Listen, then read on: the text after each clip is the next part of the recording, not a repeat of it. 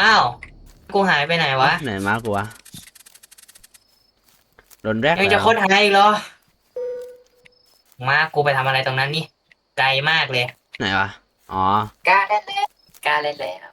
Still Baran ปิดคลิปเพียงเท่านี้นะครับสวัสดีครับเฉยหยอก ไม่การแข่งขันมันเพิ่งเริ่มไปทำไมกูต้องไปหามาวะเพราะว่าการแข่งขันมันจะเริ่มแล้วแข่งม้าข้ามทวีปม้าน่าจะอยู่ในป่าเพราะมันวิ่งในป่าเสมอมึงไม่นอนอยู่ในเล้าดีๆวะแล้เดินตามวมันมืดทางไปมืดแบบ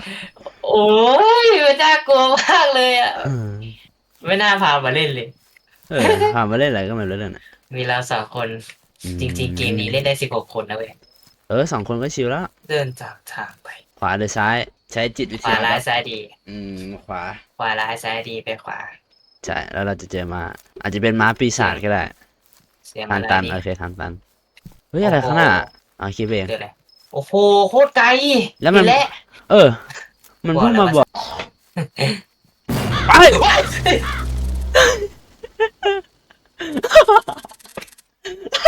พี่ชาย